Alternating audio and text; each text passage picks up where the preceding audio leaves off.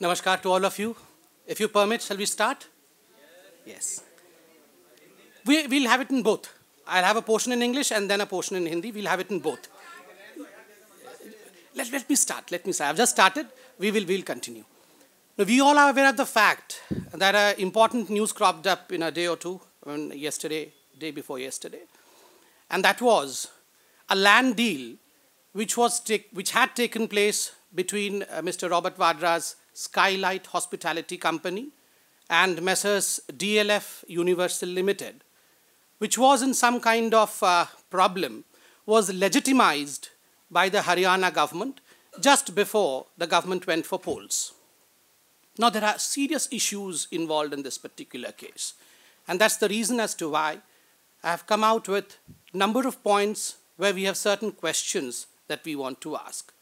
Just as a prelude, we would remember that Skylight Hospitality had bought some acres of land in a place in Gurgaon for approximately 7.5 crores.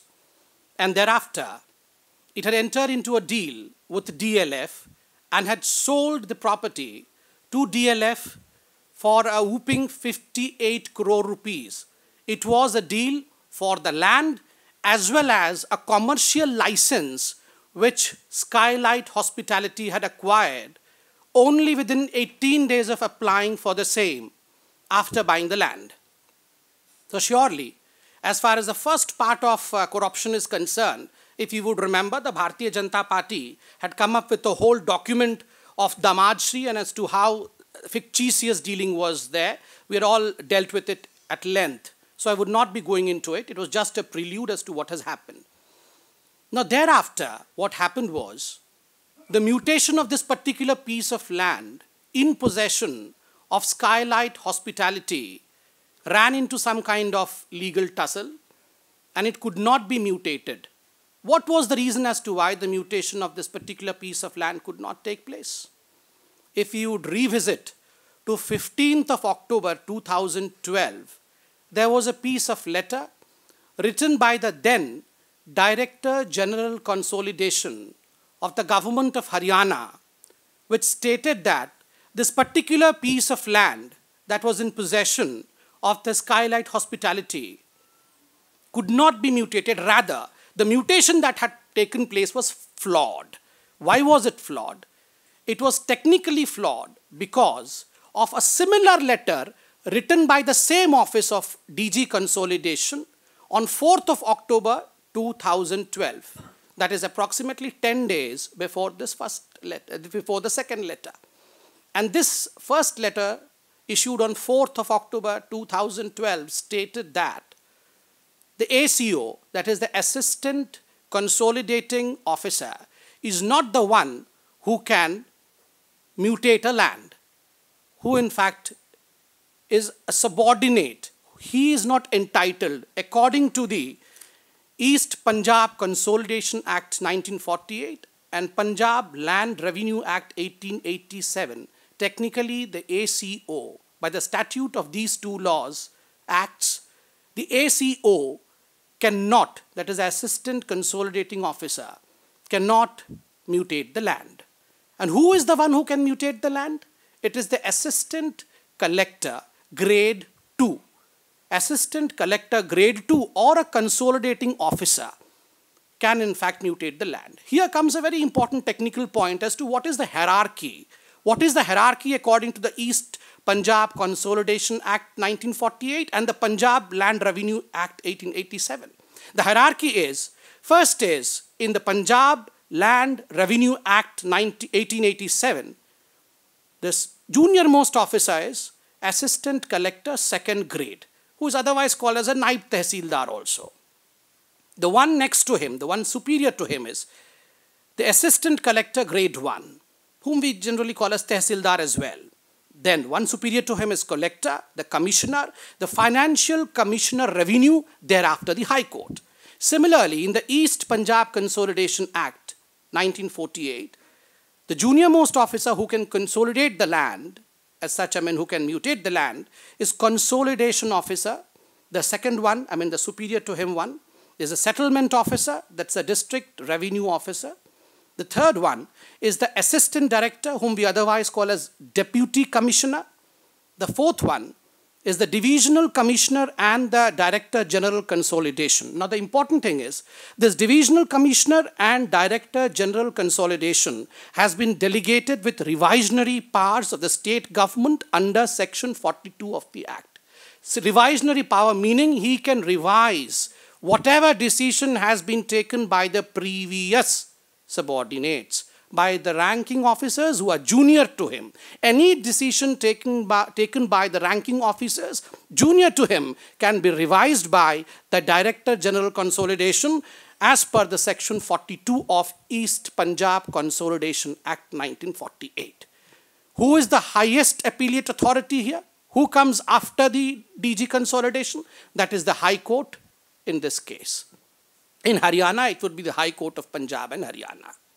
Now, what has happened in this particular case was the Director General Consolidation, by a letter dated 15th October 2012, has mentioned that the mutation which was done by an officer who was not entitled to mutate stands cancelled. It was by an officer of the rank of ACO who is not entitled to hold the mutation, so it stands cancelled. Now, what the government of Haryana has done is absolutely in contravention to what the law says.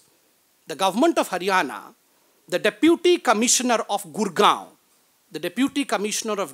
by a letter dated 16th July 2014,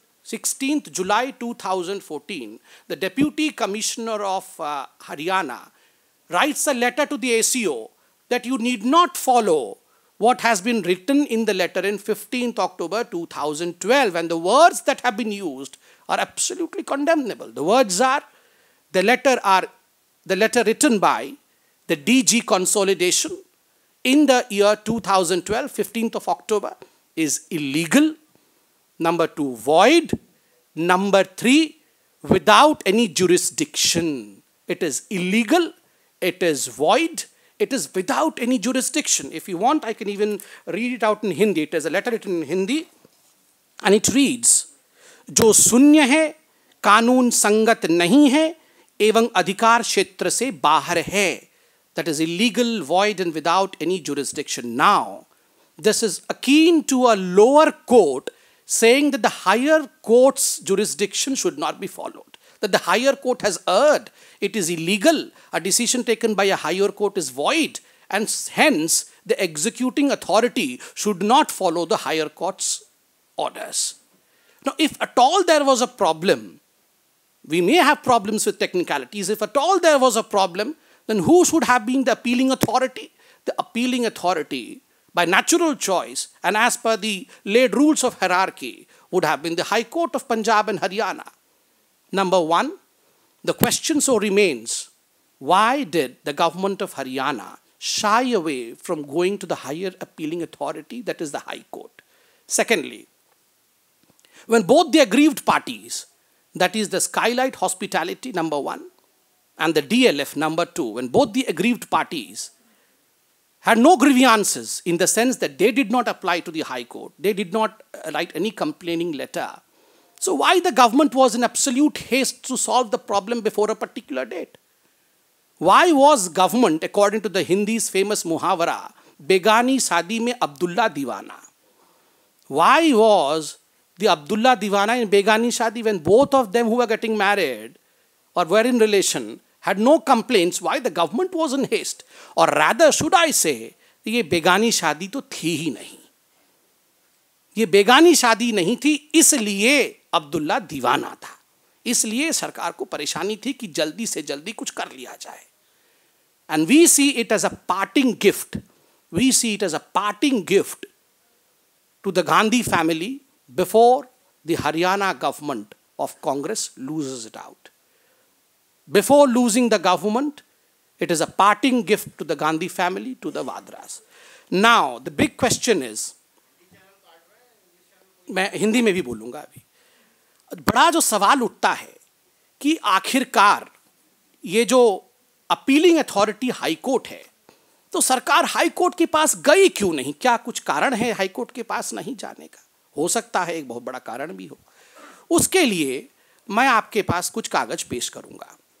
आप देखिए, ठीक इसी प्रकार के एक case को लेकर, in a similar occurrence which had appeared between a person called as Bhupinder Singh, a party called as Bhupinder Singh, and the same Director General Consolidation, the aggrieved party had moved to the High Court of Punjab and Haryana. They had gone to the High Court.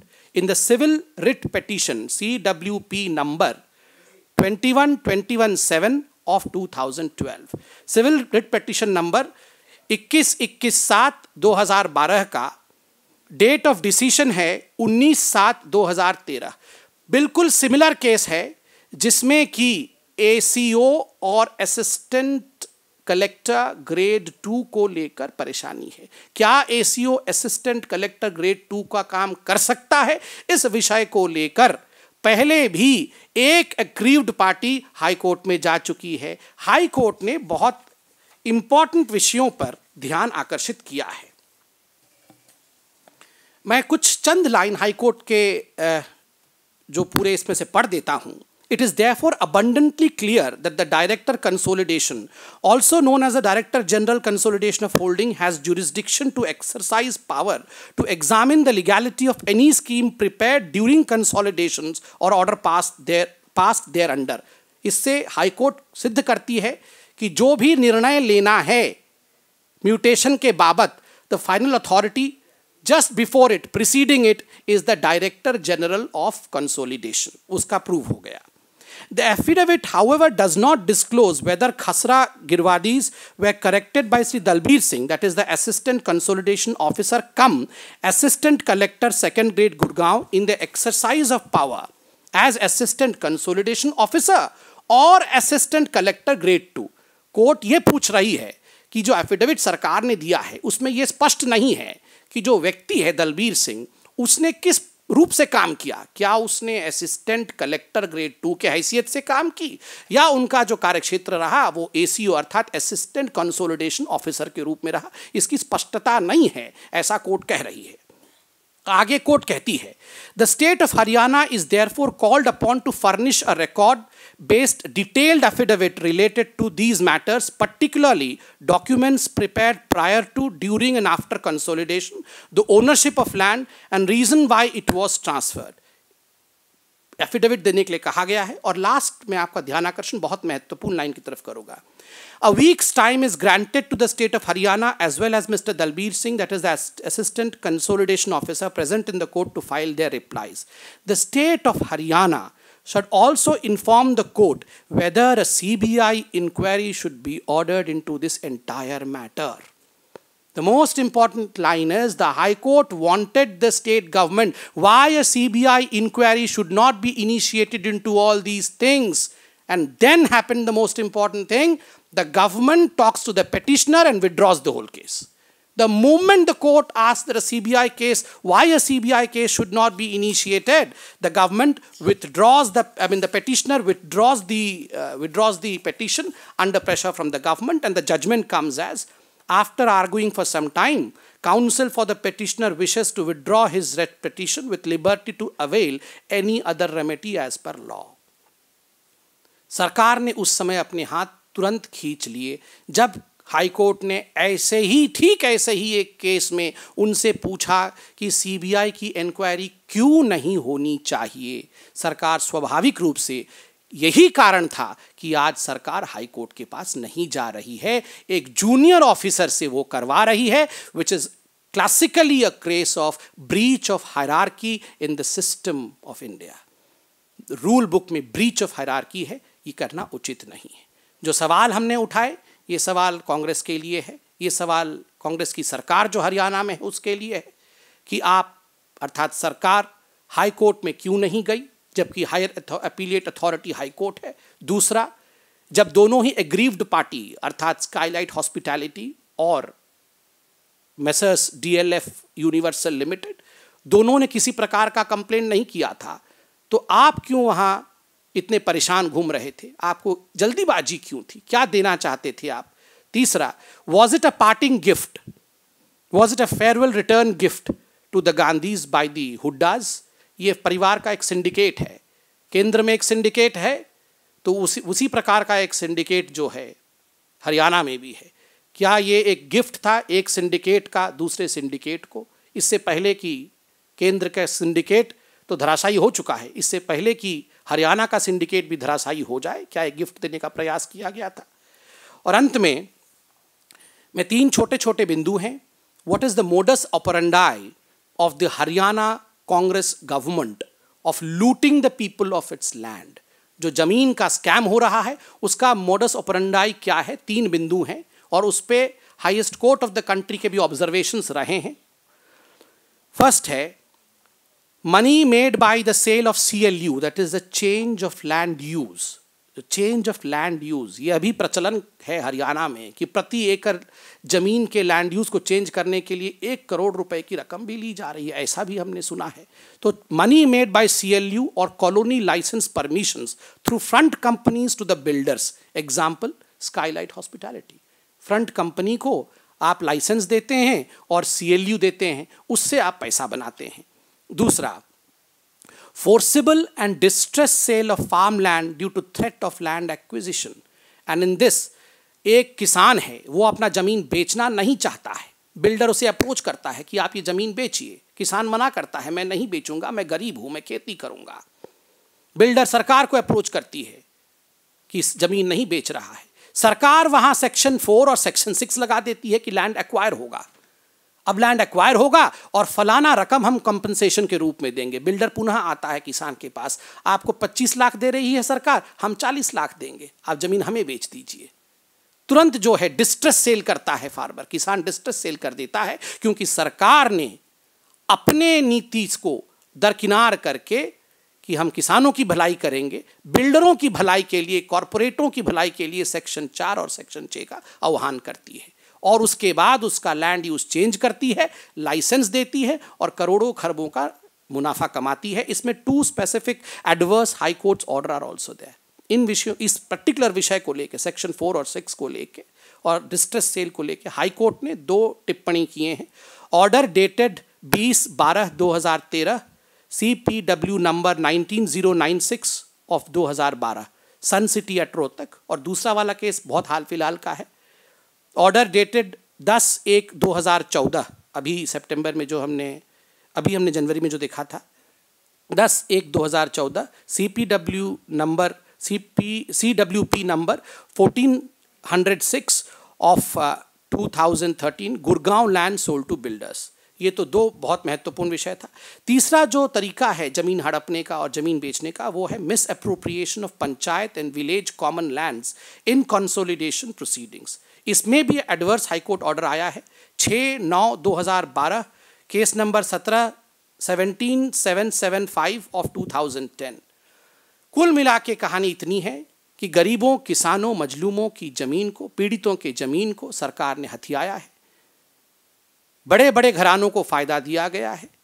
और एक particular case में किस प्रकार से जो syndicate है हरियाणा में, उसने अपने से बड़े सिंडिकेट, जो गांधी परिवार का सिंडिकेट है, उसे फ़ायदा पहुंचाने की कोशिश की है, वह भी बहुत हेस्ट में पहुंचाने की कोशिश की है, क्योंकि उन्हें भी पता है कि उनकी सरकार जा रही है और जो सत्यप्रिय सरकार, जो सच्चाई को धारण करने वाली सरकार आएगी 19 अक्टूबर के बाद, वो ऐसा नहीं होने देगी। Knowing very well that a non-corrupt government is going to take the possession of Haryana post October 19, the Congress corrupt dispensation of Haryana has seen to it that in a haste, the land which was in dispute, the mutation of which was in dispute, in fact is legitimized and handed over as a parting gift to none other than the damad of this country, that is Robert Vadra. Mr. Modi has always said, the last sentence and I'm sure, the damad of the first family, Congress is damad. Mr. Modi has always said, yes, it is damad of the Congress. I agree with you, sir.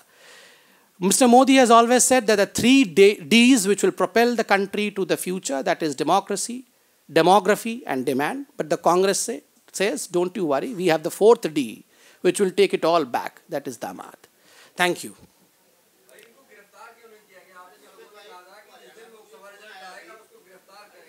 No, if you would remember, the Prime Minister ने बहुत स्पष्ट रूप से कहा था, हम revengeful राजनीति कभी नहीं करेंगे। इन्वेस्टिगेशंस होंगे, जो कानून कहेगा कानून के अंतर्गत जरूर चलेंगे।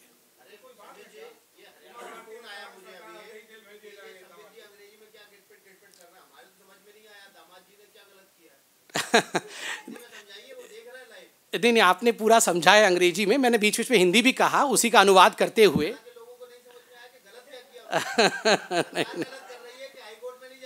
बिल्कुल बिल्कुल, अगर 3-4 प्रश्न हिंदी में पूछना है जो बहुत महत्वपूर्ण है और हरियाणा की जागरूक जनता के लिए आवश्यक भी है, तो पहला विषय यही है कि जिस प्रकार से अति जल्दीबाजी दिखा के कांग्रेस की सरकार जो हरियाणा में है वो एक पर्टिकुलर केस को उठाती है और उसे सॉल्व करने का प्रयास करती है, जबकि दोनों जो एग्रीव्ड पार्टी हैं वो हाईकोर्ट भी नहीं गए हैं, कंप्लेन भी नहीं दे रहे हैं। स्वाभाविक रूप से ये दर्शाता है कि ये उनके घर का मामला है, तभी जाने से पहले वो गांधी परिवार को कुछ दे के जाना चाहते हैं।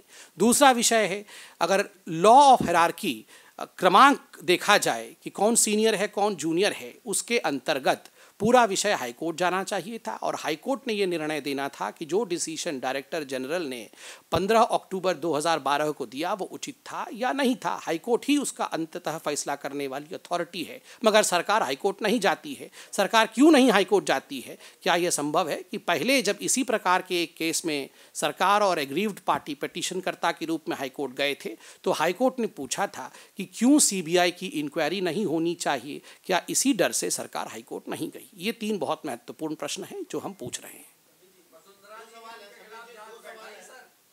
जांच चल रहा है, स्वाभाविक रूप से सब कानून के अंतर्गत जो होगा वो जरूर किया जाएगा। कानून के अंतर्गत जो होगा, वसुंधरा जी ने बहुत स्पष्ट रूप से कहा है, कानून के अंतर्गत पूरे विषय को देखा जाएगा, पूरे विषय को देखा जाएगा, कानून के अंतर्गत जो होगा जरूर किया जाएगा। हम रिवेंजफुल राजनीति में विश्वास नहीं करते हैं, कानून को देखते हुए आगे जरूर बढ़ाएंगे विषय को। आपको सुना रहे हैं सर। हाँ,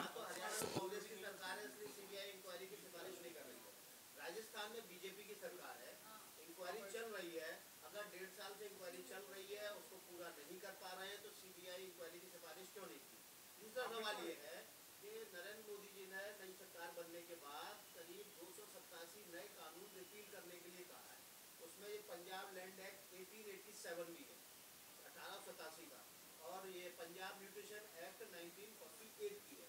जब इन कानूनों को बदला ही जा रहा है और ये मान के बदला जा रहा है कि बेकार हो चुके हैं, बेमतलब की लाल फीताशाही है, तो इसी कानून के आधार पर अगर म्यूटेशन हुआ है तो क्या गलत हुआ है, जबकि उसको बदलने की कवायद चल रही है। भले ही कानून बदल दिया जाए, जो हायरार्की है फॉलो करने का, अपीलिएट अथॉरिटी को आप नज़रअंदाज नहीं कर सकते हैं, और जब तक कोई कानून बदले नहीं तब तक तो आपको कानून के दायरे में भी रहना है। और सबसे महत्वपूर्ण प्रश्न है, जब अपीलिएट अथॉरिटी ने ऐसे ही एक केस में सीबीआई की इंक्वायरी की मांग की थी, पूछा था सरकार से कि क्यों नहीं सीबीआई की इंक्वायरी की जाए, क्या उसी डर से हरियाणा की सरकार हाईकोर्ट जाने से बच रही है? कानून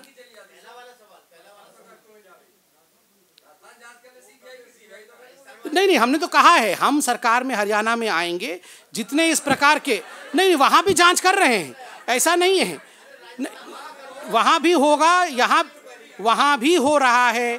कानून के अंतर्गत पूरे विषय को उठाया जाएगा, and law will always reach its culminating end. We'll see to it that the one who is a culprit receives the punishment. नहीं,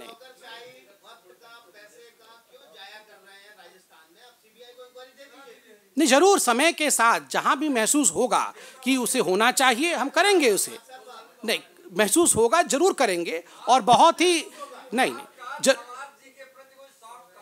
बिल्कुल नहीं है, दामाद जी के प्रति कोई सॉफ्ट कॉर्नर होता तो आज इस प्रकार का प्रेस कॉन्फ्रेंस ही नहीं होता। पूरी जांच हो रही है, जैसा बिल्कुल नहीं, बिल्कुल जैसा हमने कहा, we are not a revengeful government. हम कभी भी बदले की भाव से काम नहीं करते हैं, हम शासन, सुशासन और कानून की अवस्था से काम करते हैं। नहीं, अभी भी हम कह रहे हैं, अभी भी हम कह रहे हैं कि जो गलत कर रहे हैं हरियाणा में उसको हम जरूर पनिश करेंगे। नहीं करेंगे, वहां भी हम कर रहे हैं, वहां भी कानून अपना काम कर रही है। बिल्कुल नहीं, वहां इन सब हो रहा है। आप जल्दी ही इसके ऊपर भी कुछ ना कुछ देखेंगे।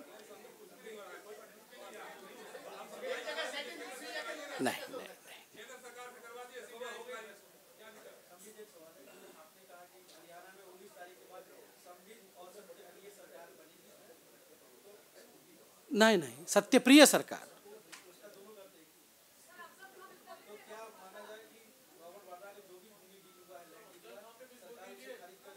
नहीं, सरकार जरूर जांच करेगी। सरकार ने बहुत स्पष्ट किया है कुछ भी गलत हुआ है तो हम उसे ठीक करेंगे। और सरकार के इस मंशा, भविष्य की सरकार के, भाजपा के इस मंशा को जानते हुए ही कांग्रेस ने इस प्रकार की जल्दबाजी दिखाई। जिन लोगों ने भी गलती की है, जिन लोगों ने किसान और पीड़ितों के जमीन को लूटा है, जबरन लूटा है, उनके खिलाफ कार्यवाही जरूर होगी। नहीं, हम जेल भेजने का काम सरकारें नहीं करती हैं, कोर्ट करती है, कोर्ट करती है। Pardon? No, how can it be legal? A breach of hierarchy. In fact, when the appealing authority is a high court, definitely the whole appeal should have gone to the high court. सरकार आएगी, हमने बहुत स्पष्ट किया है कि जो लोग जिम्मेदार हैं उनको बख्शा नहीं जाएगा। नहीं, क्यों नहीं कर, जो भी इंक्वायरी जिससे सच्चाई सामने आए वो जरूर कराएंगे। देखिए, जिस भी इंक्वायरी से सच्चाई सामने आए वैसी इंक्वायरी जरूर कराई जाए। ये तो सरकार समय के साथ बता पाएगी जब समय आएगा तो।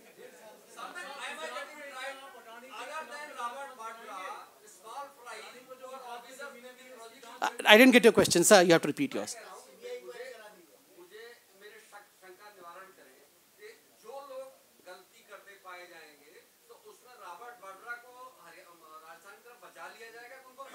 नहीं, कहीं भी बचाने का काम नहीं होगा। जहां जिस स्टेट में जो गलत करेगा स्वाभाविक रूप से उसे लॉ के हिसाब से दंडित किया जाएगा। इसमें कौन सा सवाल है।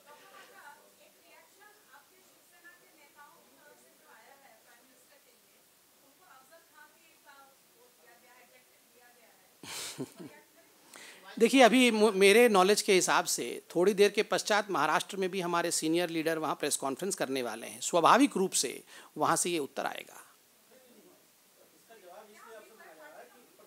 जब हमारे सीनियर्स महाराष्ट्र में इसी पे प्रेस कॉन्फ्रेंस, इन्हीं विषयों को लेके प्रेस करेंगे तो मुझे लगता है हमें इंतजार करना चाहिए।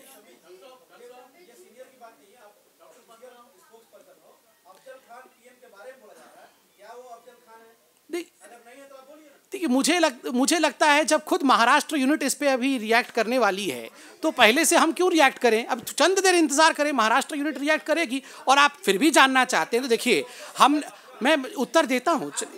नहीं, मैं भाग नहीं रहा हूं, मैं तो बैठा हूं। भाग तो कांग्रेस रही है, बैठा हूं। नहीं, हम बहुत ज्यादा इतिहास में जाने से अच्छा होगा हम हिंदुस्तान को भविष्य में आगे बढ़ाएं, इसकी चिंता करें। और मोदी जी इसी की चिंता कर रहे हैं।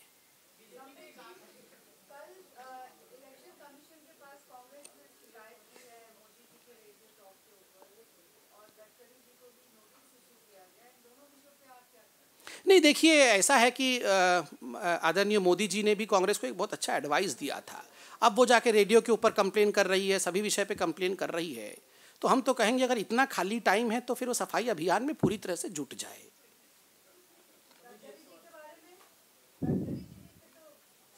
अगर इलेक्शन कमीशन ने नोटिस दिया है तो स्वाभाविक रूप से श्री गडकरी जी इसका उत्तर देंगे। नहीं, जब गडकरी जी के पास गया है ये पूरा विषय तो वो उत्तर देंगे, उत्तर दे भी रहे हैं।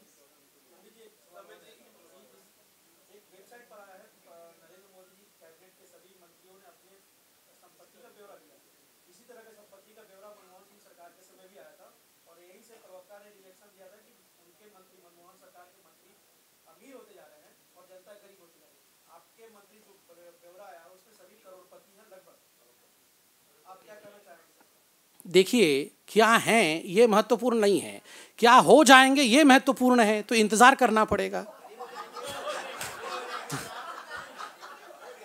नहीं, सही बात है, जो है वो तो लूटा नहीं है ना, वो तो अपने उद्यम का है। उनके हो गए थे, जीरो से हीरो हो गए थे वो पैसे के मामले में, तभी हमने ये टिप्पणी की थी। हमने कभी दूसरों की संपत्ति पे, देश की संपत्ति को अपना नहीं माना है, लोगों का माना है, गरीबों का माना है।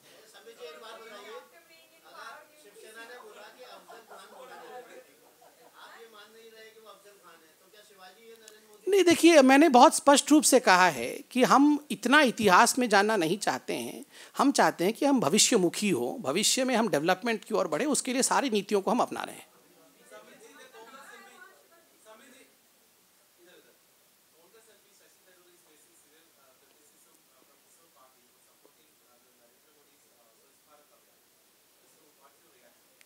No, it's but natural that anyone who would speak in favor of Mr. Narendra Modi and the Bharatiya Janata Party would face problems within the Congress.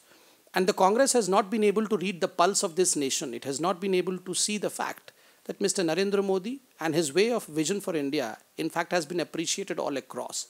So good work is appreciated across party lines. So what's bad if Shashi Tharoor or anyone from Congress appreciates the good work of Mr. Modi? This is how politics in India should move, and this is how India would in fact become a country of excellence in the future to come. No, these are all speculative questions. Who will come, why will he come is a question which will be tackled only when this question arises.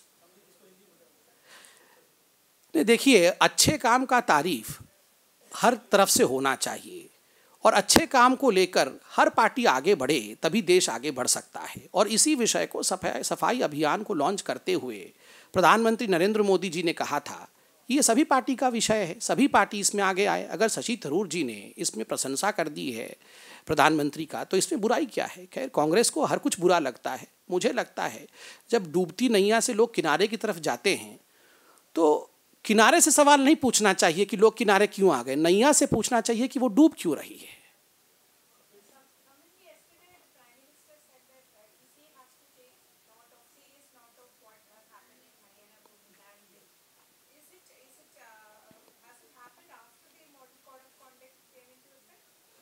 I have given you the date. This letter that was issued by the DC Gurgaon was on 16th of July 2014.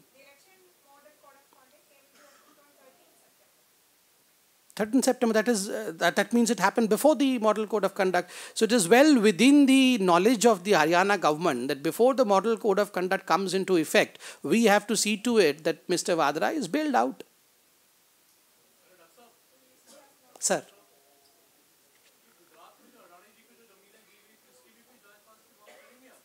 नहीं, देखिए, जो complaint करेगा उन विषयों पे हम पीछे क्यों हटें? वो तो सरकारी रूप से दी गई थी, वो तो कानूनी रूप से दी गई थी।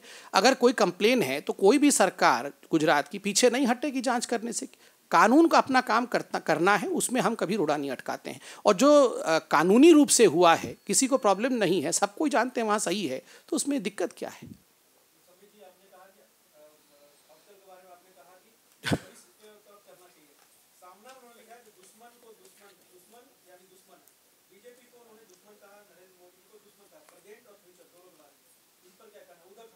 देखिए, उनका विषय उनके पास है, हमारे पास सम्मान है और हमारे पास एक ही इंटेंशन है, वो है कांग्रेस मुक्त महाराष्ट्र का निर्माण।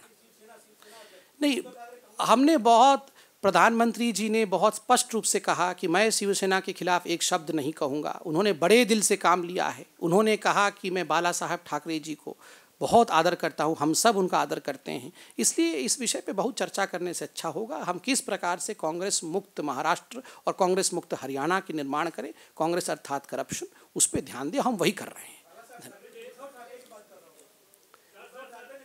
मगर हम बाला साहब जी को बहुत सम्मान करते हैं, इसलिए हम शिवसेना के खिलाफ अधिक नहीं कहेंगे।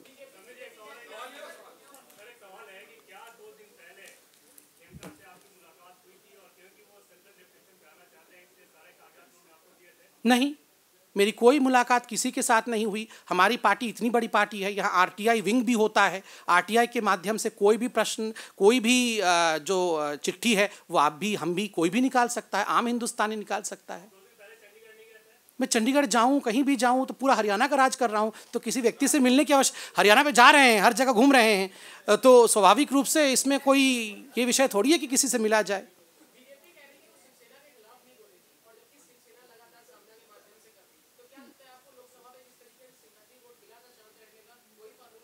देखिए, अभी महाराष्ट्र में प्रेस कॉन्फ्रेंस होने वाला है। मुझे लगता है तमाम महाराष्ट्र के विषयों पे आप लोगों को वहाँ से सटीक जवाब मिलेगा। धन्यवाद।